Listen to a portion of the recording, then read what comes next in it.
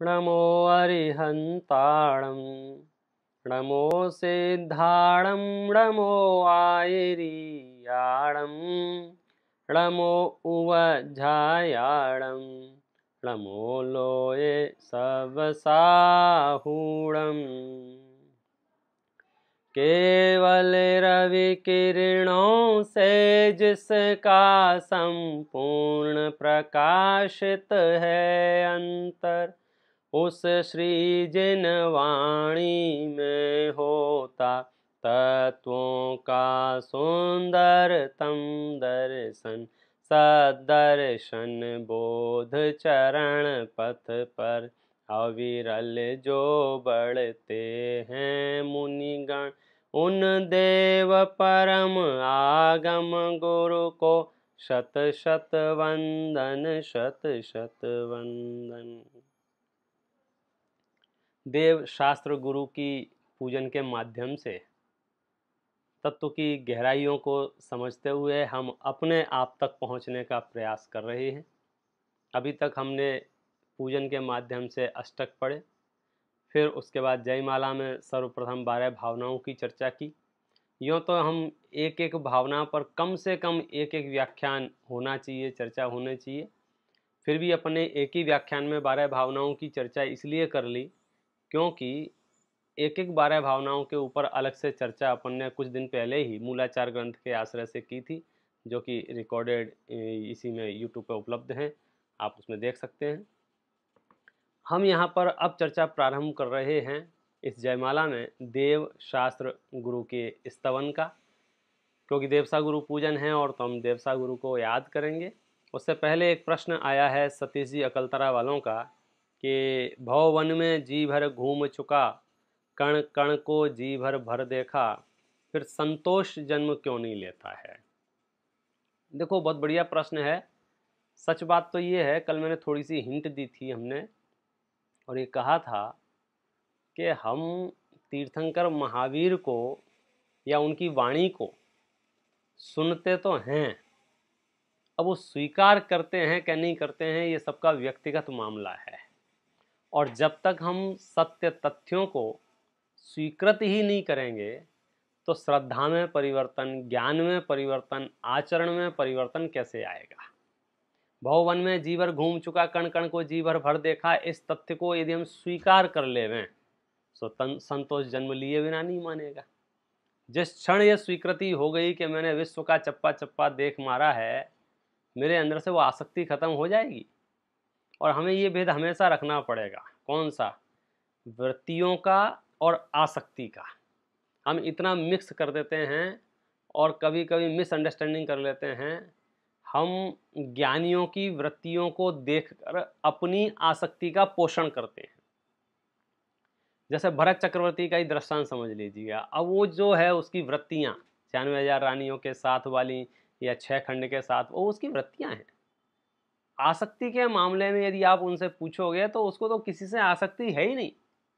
और हम आसक्ति को पोषण करते हुए वृत्तियां करते हैं। हम कहते हैं हाँ हमको वृत्ति नहीं है। तो देखो, छल करने से कोई फायदा नहीं है। अपने अंदर झांक के देखिए कि आसक्ति है कि वृत्ति है। यदि आसक्ति नहीं होगी तो निश्चित तौर पर संतोष जन्म लेगा ही लेगा। और फिर भी संतोष उत्पन्न नहीं हो रहा हो तो 100 काम छोड़ के इस तथ्य को, इस सत्य को पहले हम समझें, ज्ञान के स्तर पर समझें, तर्क युक्तियों के माध्यम से समझें, और फिर उस विषय को हम श्रद्धा का विषय बनाएं और श्रद्धा में ये स्वीकार कर लें। देखो, एक सिद्धांत भी यदि आप स्वीकार कर लें ना तो असंतुष्टि को जगह ही नहीं है। जैसे मैंने 12 भावनाओं की चर्चा की, यदि आपको अनित्य भावना भर का श्रद्धान हो जाए, क्या मतलब कि सारी पर्यायें अनित्य हैं, इतना श्रद्धान हो जाए, फिर आकुलता रह सकती है कि नहीं रह सकती है। आकुलता क्यों है? क्योंकि हमारा चित्त, हमारा अभिप्राय, हमारा मन कह रहा है ये पर्याय जाए नहीं, और उस पर्याय का खुद का ऐसा लक्षण है, उसका स्वधर्म है जाना, मतलब नष्ट होना। तो अब वो पर्याय नष्ट होगी कि नहीं होगी, उसके लिए तो अपने इतना बड़ी बात कह दी, को सक्कदिवार इंदो इंदो वा तह जिनेंदो वा, कौन समर्थ है, इंद्र अथवा जिनेंद्र? बोलो। अपन 12 भावनाओं में पढ़ते हैं अलग अलग। भय तीर्थंकर से बली, तिनकी नहीं चली, मौत नहीं टली, तो अब क्या करिए, जिस पंथ चले भगवंत वही आचरिए। इसलिए यदि हमें संतोष वृत्ति को जन्म देना है तो हम इन सत्य तथ्यों को स्वीकार करें, न केवल स्वीकार करें वह श्रद्धा के स्तर तक स्वीकार करें, तो हमारा काम अवश्य होगा। अब हम प्रारंभ करते हैं देव शास्त्र गुरु का स्तवन। देखिए, चरणों में आया हूँ प्रभुवर, शीतलता मुझको मिल जावे, मुरझाई ज्ञान लता मेरी, निज अंतर बल से खिल जावे। हे भगवान, अब मैं आपके चरणों में आ गया हूँ। क्या चाहता हूँ मैं आपके चरणों में आकर के? शीतलता मुझको मिल जाए, ठंडक मिल जाए। अभी तक मैं भट्टी में जल रहा हूँ और इसकी चर्चा अष्टकों में कर चुके हैं, इसकी चर्चा 12 भावनाओं में कर चुके हैं। कौन सी भट्टी में जल रहा हूँ? शुरुआत से बात की थी अपने इंद्रिय के भोग मधुर विषम लावण्यमयी कंचन काया, उस भट्टी में जल रहा हूँ। फिर 12 भावनाओं में कहा था शुभ और अशुभ का व्यापार मेरे चल रहा है। फिर पुनः कहा था उसी में शुभ और अशुभ की ज्वाला से झुलसा है मेरा अंतस्थल, मैं शुभ और अशुभ भावों की ज्वाला से झुलस रहा हूं। अब देखना, ये जैन दर्शन की गहराइयां हैं, आपको चलते फिरते समझ में नहीं आएगी। आधे से ज़्यादा लोगों को तो समझ में ही नहीं आएगी, और अगर कदाचित किसी को समझ में भी आएगी तो उसमें बंटवारा कर लेंगे। हम यहाँ कह रहे हैं बार बार कि मैं तकलीफ में हूँ, मैं संकट में हूँ, मैं परेशानी में हूँ। किस वजह से? कि ये शुभ और अशुभ भावों से। अब आधे लोग तो यहीं घबरा जाएंगे कि भाई साहब, हम अशुभ भावों से तकलीफ में हैं, ये बात तो समझ में आती है, शुभ भावों से कहाँ तकलीफ हमें? शुभ भाव तो तकलीफ को दूर करने वाले हैं। अरे बस यही इस पूजन का रहस्य है। यहाँ साफ लिखा है शुभ और अशुभ की ज्वाला से झुलसा है मेरा अंतस्थल। आपको क्या लगता है ये क्या है? ये शुभ अशुभ क्या है? बोले पुण्य पाप है। तो आपको क्या लगता है सिर्फ पाप का उदय तकलीफ देता है, पुण्य का उदय तकलीफ नहीं देता है?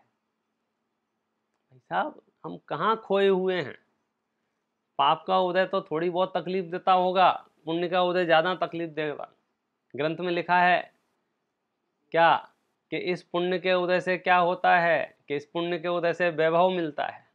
अच्छा, वैभव से क्या होता है? कि मति भ्रष्ट होती है। मति भ्रष्ट होने से क्या होता है? कि जीव पाप करता है। पाप करने से क्या होता है? कि जीव नरक जाता है। तो कंक्लूजन निकाला कि पुण्य से जीव नरक जाता है। हमें पता ही नहीं है, हम भ्रांति में जी रहे हैं। हम इतनी गलत संगति में पड़े हुए हैं, जब से पैदा हुए हैं ना, सबके अंदर धन की भूख देखी है, पद की भूख देखी है, प्रतिष्ठा की भूख देखी है, मान सम्मान की भूख देखी है। तो 24 घंटे आज भी हम इन्हीं चीज़ों के लिए जीवित हैं। हम उन संस्थाओं में नहीं रहना चाहते हैं जहाँ हमारा मान सम्मान पुष्ट नहीं हो। हम वो काम नहीं कर सकते हैं जिसमें हमें कुछ लाभ नहीं हो। धन लाभ तो होना ही चाहिए। मतलब हमने हर क्षेत्र में पैसा ढूंढ लिया है, हर क्षेत्र में पैसा ढूंढा है। एक धर्म का क्षेत्र पैसे से बचा हुआ था, और हमारे मंदिरों में स्वैच्छिक दान की प्रथा थी। स्वैच्छिक दान की गुल्लक रखी है कोने में, जिसकी भावनाएं डाल जाओ।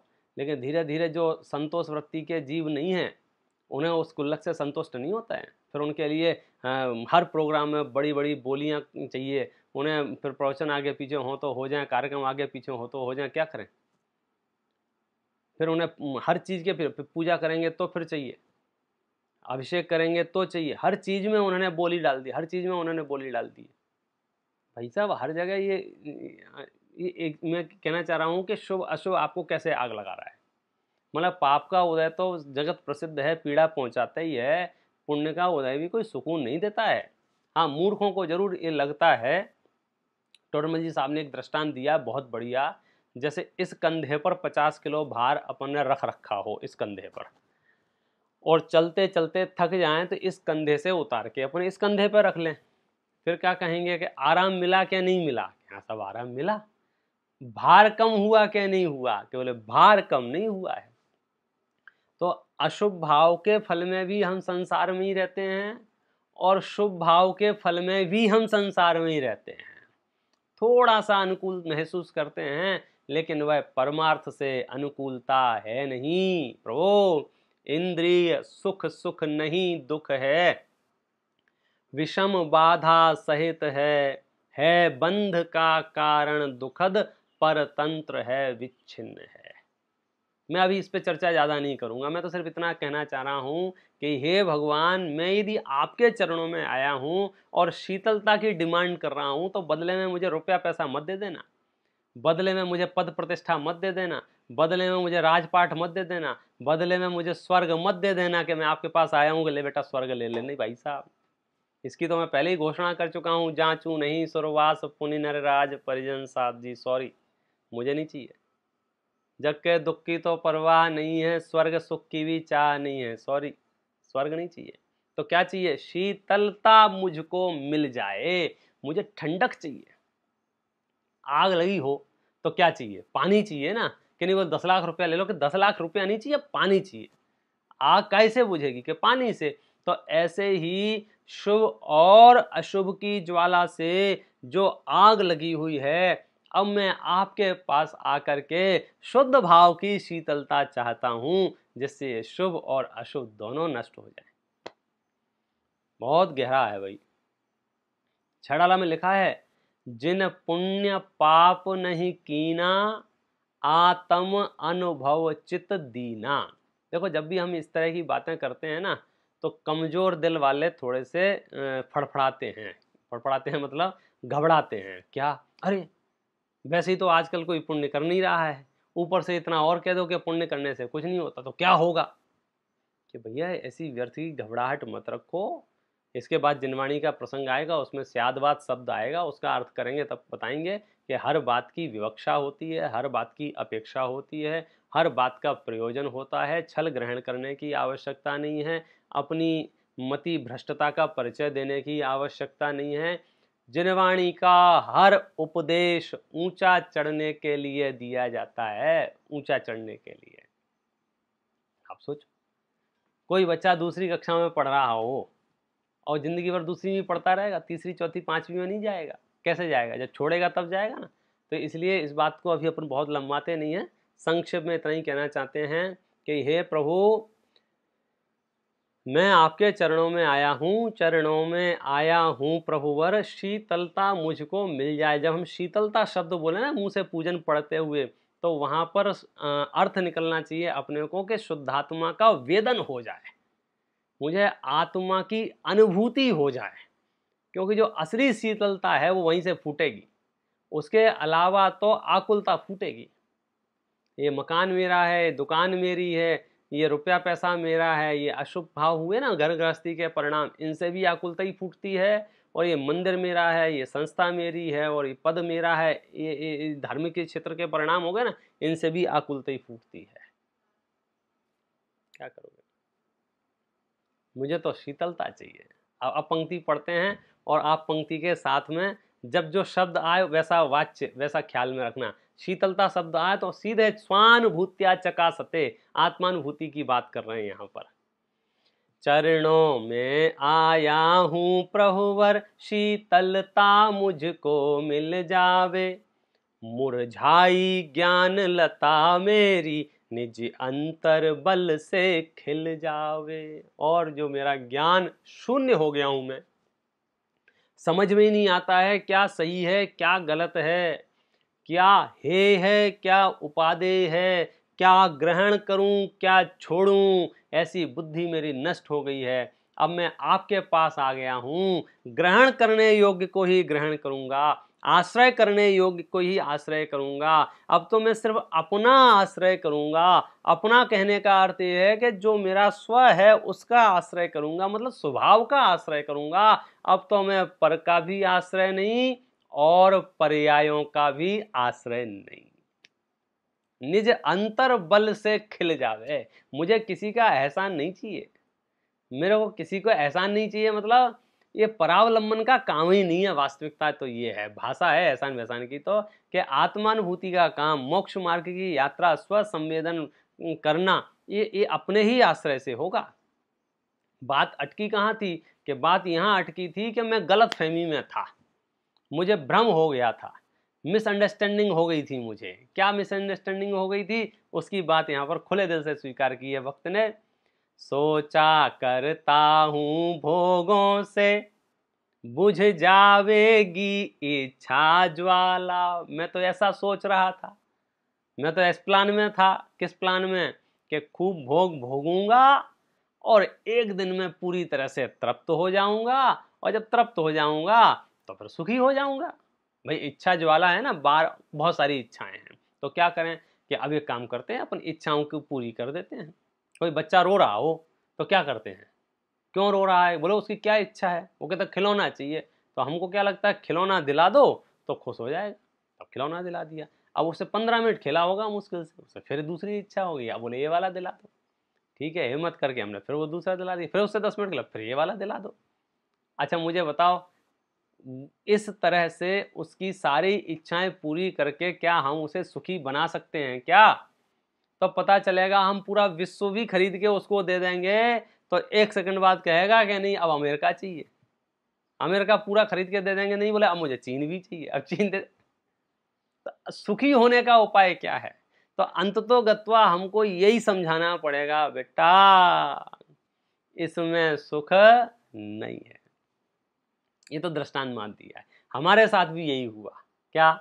सोचा करता हूँ भोगों से बुझ जावेगी इच्छा ज्वाला। मैं तो ये सोच रहा था कि जितने ज़्यादा मैं भोग भोगूंगा तो मेरी जो इच्छा ज्वाला है ना ये समाप्त हो जाएगी और मैं सुखी हो जाऊंगा। कितने ही मूर्ख हैं इस दुनिया में जो कभी कभी जल्दबाजी में ऐसा कह देते हैं कि हमें अपनी इच्छाओं को रोकना नहीं चाहिए, हमें अपनी इच्छाओं को रोकना नहीं चाहिए, मतलब उसको शब्द दबाना नहीं चाहिए।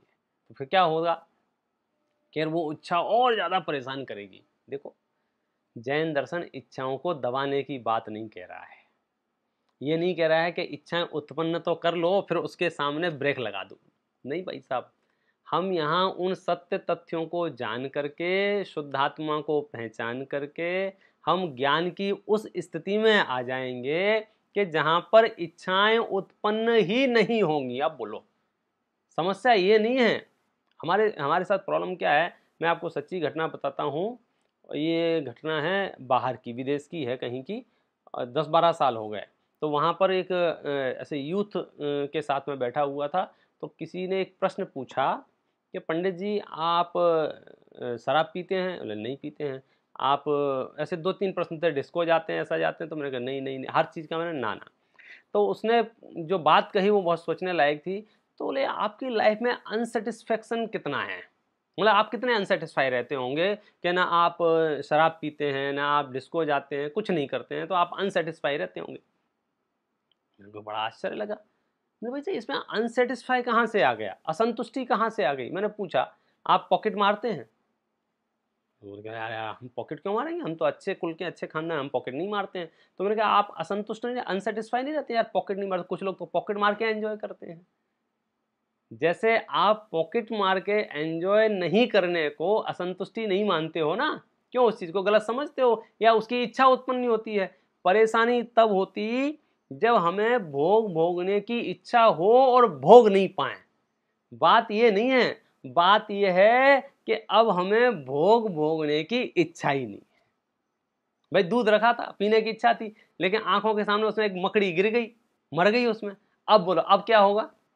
अब पी लो कि नहीं नहीं हम नहीं पी रहे, हम नहीं पी रहे, हम नहीं पी रहे। अब असंतुष्टि नहीं होगी, असंतुष्टि नहीं होगी, वैसा संतुष्टि होगी कि नहीं पिए तो अच्छा है, पीते तो मर जाते। आप समझे ना? जो ज्ञानी जन विषय भोगों को छोड़ते हैं वे कोई मजबूरी में नहीं छोड़ते हैं, वे कोई इच्छाओं को दबाते हैं, ऐसा नहीं है। जैसे जो भोग नहीं भोग रहे हैं, जो खा पी नहीं रहे हैं या जो व्यसन नहीं कर रहे हैं तो वे इच्छाओं को रोक रहे हैं, ऐसा नहीं है। उनके इस जाति की इच्छा ही उत्पन्न नहीं होती। लेकिन मैं तो दूसरी फिराक में था। क्या? मैं तो सोच रहा था एक एक इच्छा की पूर्ति करता जाऊंगा और एक दिन सारी इच्छाओं की पूर्ति हो जाएगी, फिर सन्यासी बन के आराम से समाधि ले लूंगा। अरे मूर्खानंद, ऐसा नहीं होता है, उल्टा होता है।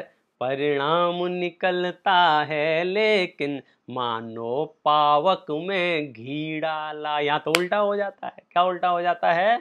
परिणाम, परिणाम माने रिजल्ट, परिणाम माने फल, फल क्या निकलता है? मानो पावक में घी डाला। पावक माने अग्नि, घी का मतलब आप समझते ही हो, बटर समझ लो, ऑयल समझ लो, फ्यूल समझ लो, कुछ भी ऐसी चीज जो ज्वलनशील होती है, आग में डालें तो आग और भड़कने लगती है।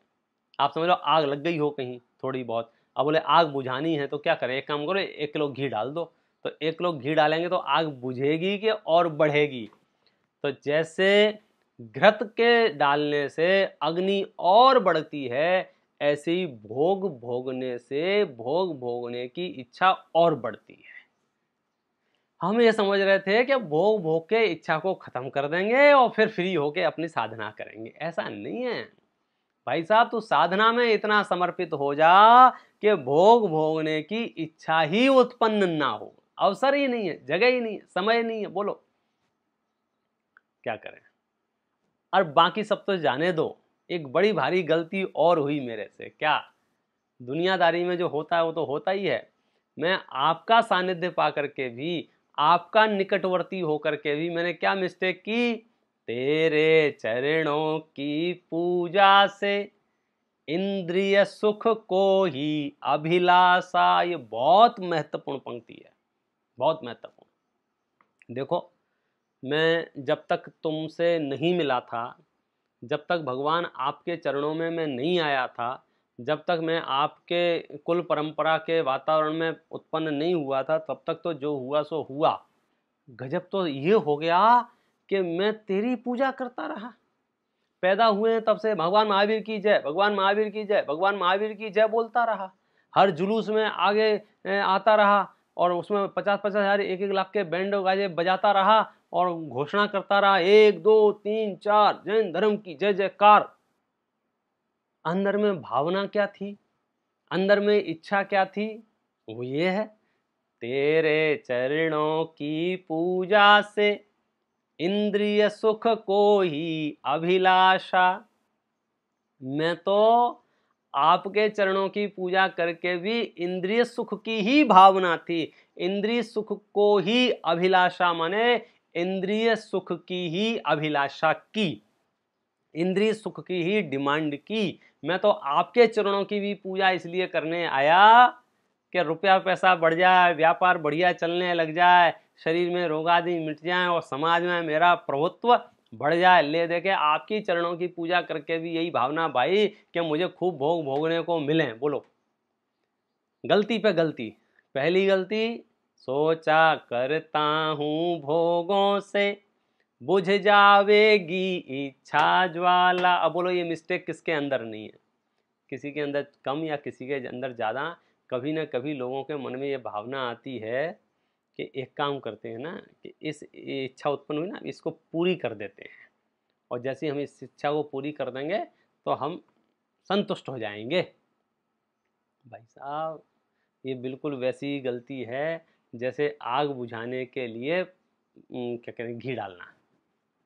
क्रोध आता है ना, क्रोध, कई लोग मूर्ख लोग मिलेंगे आपको, तरह तरह डिजाइनदार लोग हैं दुनिया में, मैं कितनों की चर्चा करूं। एक मिले, वो कह रहे थे भाई साहब कि जब मुझे गुस्सा आता है ना, तो मैं अगर बोल लेता हूं तो मुझे सुकून मिल जाता है, और अंदर रखे रहता हूं तो बड़ी बेचैनी होती है।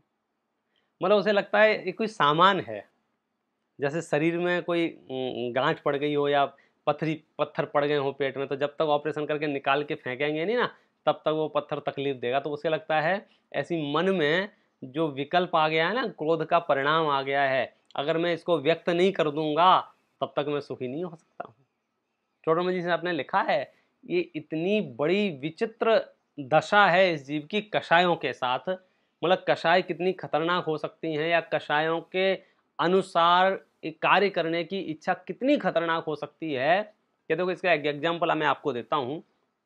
यदि मुझे गुस्सा आ गया, यदि मुझे क्रोध आ गया, समझना, क्रोध आ गया, अब क्या होगा? मेरे पास 2 ऑप्शन है कि एक तो आए हुए क्रोध के अनुसार प्रवर्तन करूं, और एक ऑप्शन ये है कि क्रोध के अनुसार प्रवर्तन नहीं करूं। ऑप्शन समझ गए आप? मुझे गुस्सा आया कि सामने वाले को गाली देने का मन हुआ, समझ लीजिए, बुरा कहने का मन हुआ, दुर्वचन कहने, क्रोध आया ना, तो अब मैं क्रोध के अनुसार प्रवर्तूं या नहीं प्रवर्तूं। अब मुश्किल ये है कि यदि मैं क्रोध के अनुसार नहीं प्रवर्तता हूं, क्रोध आया है और उसके अनुसार प्रवृत्ति नहीं करता हूं, मतलब दुर्वचन आदि नहीं देता हूं, चिल्लाता नहीं हूं, चीखता नहीं हूं, तो वो क्रोध अंदर ही अंदर मुझे पीड़ा पहुंचाता है। वो क्रोध अंदर ही अंदर मुझे बेचैन करता है, अंदर से ऐसे काटता है कि तुमने सुना क्यों नहीं दी, तुमने बोल क्यों नहीं दिया, तुमने फटकार क्यों नहीं दिया, तुमने डांट क्यों नहीं दी, तुमने चिल्लाया क्यों नहीं। ये तो हो गया नहीं प्रवर्तने की स्थिति में। और यदि मैं प्रवर्तता हूं तो मरण पर्यंत कष्ट होते हैं। मरण पर्यंत कष्ट होते हैं माने कि मैं समझो दुर्वचन रूप प्रवर्ता, 4 गालियां मैंने दी, तो सामने वाला कौन सा अनपढ़ है, उसको भी गालियां वो 8 देता है, और 8 को सुन के फिर 16 देने का भाव होता है, फिर वो 32 और फिर 64 और फिर वो 100 और फिर वो, आप समझ लो, लंबी रामायण है। बोलो क्या चुनते हैं हम, क्या चुनते हैं? कषायों के अनुसार प्रवर्तन करना चुनते हैं या कषायों के अनुसार प्रवर्तन करना नहीं चुनते हैं? प्रवर्तन नहीं करते हैं तो कषाय अंदर से काटेगी, और प्रवर्तन करते हैं तो मरण पर्यंत कष्ट होगा। टोडरमल जी साहब लिखते हैं कि यह मूर्ख मरण पर्यंत कष्ट स्वीकार करता है, प्रवर्तता है, जो होगा सो देखेंगे, हम तो चिल्ला लें पहले। मतलब उन्होंने लिखा है कि मरण पर्यंत कष्ट सहन करके भी ये कषाय करना चाहता है, सो लगता है कषाय में मरण से भी अधिक पीड़ा है। मरना स्वीकार करता है लेकिन कषाय छोड़ना स्वीकार नहीं करता है। जब तीव्र कषाय हो ना, विष भक्षण आदि से मर जाता है तो मरण स्वीकार कर लेता है, कषायों की पीड़ा नहीं सही जाती। इसका मतलब कषाय ज्यादा खतरनाक हुई ना, यानी मृत्यु से भी ज्यादा खतरनाक, मौत से भी ज्यादा खतरनाक है तो वो कषाय है। ज्ञानी इसी को बात को ऐसे समझते हैं कि इतनी ज्यादा खतरनाक है कषाय, इसलिए मरण स्वीकार कर लेते हैं लेकिन कषाय नहीं करते हैं। मेरी गलती हो गई। क्या गलती हो गई मेरी गलती ये हो गई कि पहली बात तो मैं ये समझ रहा था कि भोग भोगने से सुखी हो जाऊंगा, वो बात फेल हो गई, उसमें कोई दम नहीं निकली। दूसरी मिस्टेक ये हो गई कि आपके चरणों का सानिध्य पाकर के भी विश्व का वीतरागी, विश्व का सर्वज्ञ और विश्व का हितोपदेशी देव पाकर के भी मैंने इंद्रिय सुख को ही अभिलाषा। और कमाल ये हो गया उसमें कि इस पूरी प्रक्रिया में आज तक अब तक न समझ ही पाया प्रभु सच्चे सुख की भी परिभाषा। मुझे सुख की डेफिनेशन ही नहीं पता है, मुझे सुख की परिभाषा ही नहीं पता है। मुझे कहीं सुख मिल जाए या मिला या नहीं मिला, हम मैं निर्णय कैसे करूं जब मुझे लक्षण ही नहीं पता है। जैसे मैंने अपने जब ये अपनी पूजन का अर्थ प्रारंभ हुआ तो पहले या दूसरे प्रवचन में चर्चा की थी कि हे भगवान, आप भक्तामर के आश्रय से बात की थी ना, आप विश्व के सबसे सुंदर देव हो, सबसे सुंदर देव हो। तो हम मुझे पता ही नहीं था सुंदर का मतलब क्या होता है। मैं समझा सबसे सुंदर देव है माने सबसे अच्छे दिखते हैं, लेकिन वो सुंदरता की परिभाषा तो क्लियर करो ना। तो वहां परिभाषा बने क्या बनाई सुंदरता की, कि सुंदरता उसे कहते हैं जिसके आश्रय से किसी भी प्रकार का विकार उत्पन्न नहीं होना चाहिए। यदि किसी भी प्रकार का विकार उत्पन्न होता है तो हम उस वस्तु को सुंदर नहीं कह सकते हैं। बस सुंदरता की ये कंडीशन है। अब भाई हम सर्टिफिकेट देंगे किसी को सुंदरता का तो शर्तें पूरी होनी चाहिए ना। तो सुंदरता की अपन ने परिभाषा बना ली, कौन सी? जिसके आश्रय से विकार उत्पन्न ना हो हम उसको सुंदर कहेंगे, और जिसके आश्रय से विकार उत्पन्न हो जाएगा हम उसे सुंदर नहीं कहेंगे। अब जगत में जितने भी पदार्थ हैं, रुपया पैसा सोना चांदी मकान दुकान, इनके आश्रय से विकार उत्पन्न होता है, पर और पर्यायों के आश्रय से विकार उत्पन्न होता है।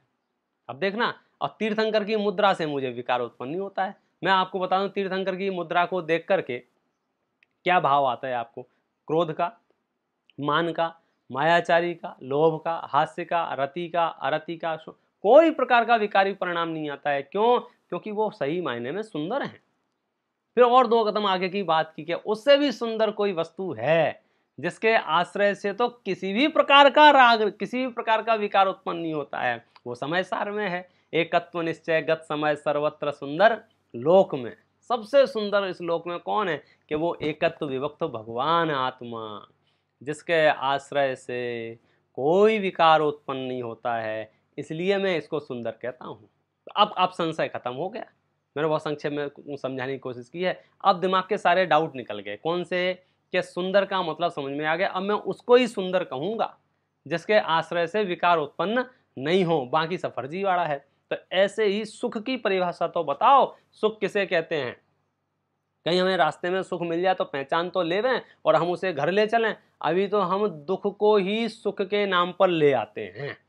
क्या करें, बाजार ऐसा ही है, मार्केट ऐसा ही है भाई साहब। बाजार में क्या क्या मिल रहा है आपको पता ही है, पहले भी कह चुका हूँ। बाजार में चूहे मारने की दवाई मिलती है, जबकि वो चूहे मारने का जहर है जहर, लिख दिया दवाई है। हम ले आते हैं दवाई समझ के, खिला देते हैं दवाई समझ के, और वो खा लेता है दवाई समझ के। तो क्या होता है, दवाई समझ के हष्ट पुष्ट हो जाता, मर जाता है, क्योंकि है तो जहर ना।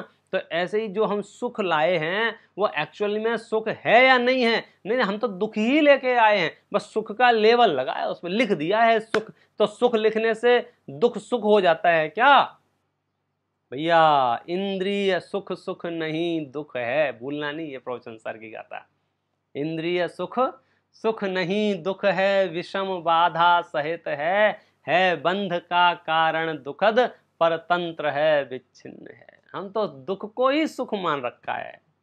और इस कारण से क्या हुआ, जब नकली चोर को असली चोर घोषित कर दो, नकली चोर को माने जिसने चोरी नहीं की हो, मार मार के उसको साबित करा दो कि भाई इसने चोरी की है, उसका फायदा कौन उठाता है मालूम है? जो असली चोर रहता है, फिर वो कभी पकड़ में नहीं आता है। ऐसे ही हमने दुख को सुख मान लिया है, तो सच्चा सुख क्या है, हम उसे वंचित हो गए क्या नहीं हो गए? संसार में थे तब भी हम विषयों कसायों को सुख मान रहे थे, और धर्म मार्ग पर आ गए तो भी हम विषय कसाय को ही सुख मान रहे हैं। कितने ही जीव धर्म का सेवन विषय कसायों के लिए करते हैं। देखो इसमें टेक्निकल प्रॉब्लम कहाँ है।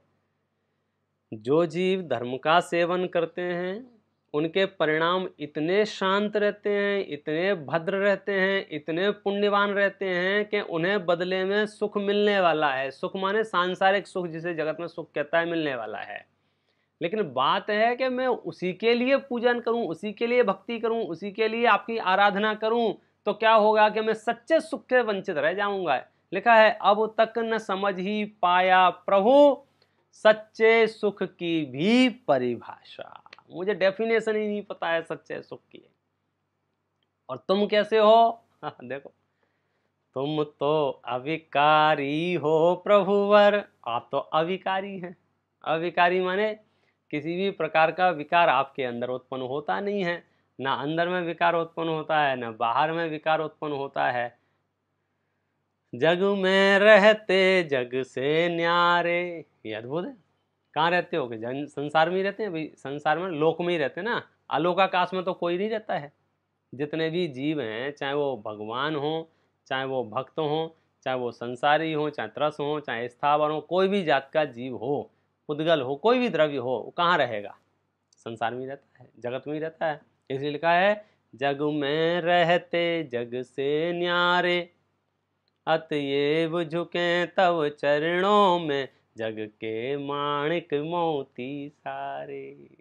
आपने जो तत्व उपलब्ध किया है, आपको जो उपलब्धि हुई है, सच्चे देव की बात चल रही है ये, जिसमें ये लिखा है रत्नगंगा श्रावकाचार्य में कि जो वीतरागी होते हैं, जो सर्वज्ञ होते हैं, जो हितोपदेशी होते हैं, उन सच्चे देव की बात चल रही है, जिनको 18 दोष नहीं होते हैं, क्षुत् पिपासा जरातंक। ना भूख लगती है, ना प्यास लगती है, ना राग है, ना द्वेष है, ना मोह है, ना चिंता है, ना पसीना है, ना भय है, कोई प्रकार का 18 प्रकार के जो दोष होते हैं संसारी जीवों के, उनमें से एक भी दोष नहीं है उनके पास। उनकी देव बाचली। वो कैसे हैं वे? तुम तो अविकारी हो प्रभुवर, जग में रहते जग से न्यारे, अतएव झुके तब चरणों में, जग के माणिक मोती सारे। ओहो, स्वर्गों के देवता सौधर्म इंद्र आदि अपने मुकुटों को नतमस्तक कर देते हैं। ये भक्तांबर का प्रयोग है, ये अंतिम पंक्ति जो है ना इसकी, अतएव झुके तब चरणों में, जग के माणिक मोती सारे। ये क्या कहना चाह रही है पंक्ति? ये पंक्ति कहना चाह रही है कि आपके चरणों में जो हैं जगत के सारे माणिक मोती, सारे माणिक मोती माने जो लोग धनवान होते हैं, ऐश्वर्यवान होते हैं, वो क्या करते हैं, बहुमूल्य वस्तुएं अपने मुकुट में लगा के ऐसे मुकुट पहन लेते हैं। जो राजा हैं, महाराजा हैं, अथवा स्वर्ग के देवता लोग हैं, ये सबसे धन संपन्न लोग हैं, और ये लोग भी आपके चरणों में लौटते हैं। वहाँ लिखा है ना, वक्ताम्बर प्रणति मौल मणि प्रभाणाम उद्योतकम दलित पाप तमोवितानम सम्यक प्रणम्य जिनपाद युगम युगादा। क्या है वहाँ वर्णन इसी बात का है कि आपके चरणों में वो मणि मुक्ता चमकते हैं। ये उसका बाहर का रूपक हुआ, और अंदर का रूपक ये हुआ कि हे जिनेंद्र परमात्मा, आपने संपूर्ण विश्व की विभूति को छोड़ दिया है। संपूर्ण विश्व की विभूति को जिनेंद्र परमात्मा के लिए लिखा है। एक जगह मैं आपको बताऊं ना, एक देखो मेरे पास भव्य प्रमोद नाम की पुस्तक है, इसमें लिखा है बहुत बढ़िया कैसे हैं जिनेंद्र परमात्मा, जो अपन मंगलाचरण करते थे ना, ये देखो ये है। विश्व की विभूति को विनस्वर विचार जिन, देह गेह सो स्नेह त्याग तप धारा है। विश्व की विभूति को विनस्वर विचार करके जिनेंद्र परमात्मा ने इस शरीर से देह को छोड़ दिया है। विश्व की विभूति को विनस्वर विचार जिन, देह गेह सो स्नेह त्याग तप धारा है। धाराधर सम पाप पुंज को प्रभंजन है, कर्म करिंद को मृगिंद्र बनी मारा है। काम क्रोध मोह मद लोभ क्षोभ मान छल, सकल उपाधि को समाधि से विडारा है। पाय बोध केवल सुबोध दिए जग जन, ऐसे जिन देव को नमो नमो हमारा है। ऐसे जिन देव को नमो नमो हमारा है। और विशेषताएं कैसी हैं उनकी, देखिए। पगन ते चलवे की चाह कछु रही नाही, कृत कृत्य हो गए हैं वे जिनेंद्र परमात्मा। मैं विश्व भ्रमण करना चाहता हूं, दुनिया के बड़े बड़े देशों में बड़ी बड़ी जगह जाके फोटो खिंचा के खुश होना चाहता हूँ। और जिनेंद्र परमात्मा कैसे हैं, पगनित चलवे की चाह कछु रही नाही, ताते पद्मासन लगायो भूमसान में। करनित करिवो न काज कछु बाकी रहो, ताते कर पर कर धर बैठो ध्यान में। आहा, नासिका की कोर ओर नैनन की दृष्टि जोर, नासिका की कोर ओर नैनन की दृष्टि जोर, लागे सब छोर निज आत्म विधान में। कानन में कानन सो, कानन में कानन सो सुनत न नाद कछु, लीन जिन राज स्वातमोपलब्धि ज्ञान में। लीन जिन राज स्वातमोपलब्धि ज्ञान में। ये जिनेंद्र परमात्मा इंद्रियां होते हुए भी इंद्रियों का अवलंबन नहीं है, ये कहना चाह रहे हैं। ये तो डूब गए अपने आप में, इंद्रियों की कोई वहां पर एक्टिवनेस नहीं है। क्यों नहीं है, क्योंकि इंद्रियों को विकृत करने में जो निमित्त भूत हेतु था वो तो वास्तव में कषायों का परिणाम था। कषाय थी इसलिए इंद्रियां विकृत होती थी। कहने में आता है कि इसकी इंद्रियां विकारी हैं, जैसे कहते हैं ना इसकी आंखों में इसकी आंखें खराब हैं। आंखें खराब है, आंखों इसकी नज़र खोटी है। वास्तविकता यह है कि अंदर इमोशन है, आंखें तो जड़ हैं, इंद्रियां तो निष्क्रिय हैं। जो कुछ भी इसको बैकग्राउंड से कषाय के परिणाम होते हैं, चूंकि उन्होंने कषाय जीत लिया। मूलाचार में लिखा है जिनेंद्र किसे कहते हैं, जिद कोह मान माया जिद लोहा। जिन्होंने क्रोध मान माया और लोभ को जीत लिया है उसे जिन कहते हैं। तभी तो वे अविकारी होंगे। भाई अंदर में क्रोध मान माया लोभ आदि के विकार नष्ट हो गए हैं, इसलिए वे अविकारी हैं। और जो अविकारी है उसे फिर फर्क नहीं पड़ता है आसपास क्या है और क्या नहीं है, वे अपने में रहते हैं। तुम तो अविकारी हो प्रभुवर, जग में रहते जग से न्यारे। अतएव झुके तब चरणों में, जग के माणिक मोती सारे। देखो ये तो मैंने बहुत स्पीड से चर्चा की है।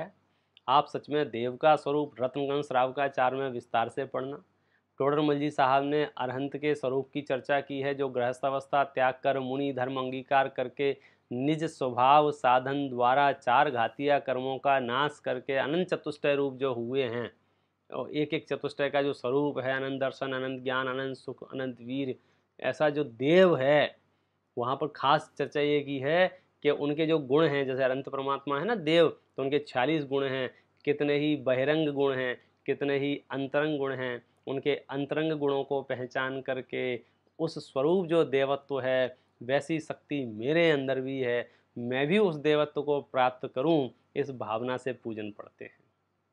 बहुत सुंदर तरीके से यहाँ पर देव स्तवन किया है, और स्तवन में खासियत यह है कि अपनी हैसियत, अपनी परिस्थिति, अपने परिणामों का खुलासा, और जो मैं करना चाहता हूँ वह बात भी आ जाए। तो अपनी बात भी कह दी, भगवान मैं आपके चरणों में आया हूँ, शीतलता पाना चाहता हूँ, अपने ज्ञान को विकसित करना चाहता हूँ, और मेरी जो गलत फहमी थी, एक तो भोग भोगने से मैं सुखी हो जाऊँगा, और दूसरी तेरे चरणों में आकर के भी मैंने विषय कषाय की अभिलाषा की, मैं माफ़ी मांगता हूँ, मैं तो अब आपकी तरह अविकारी होना चाहता हूँ।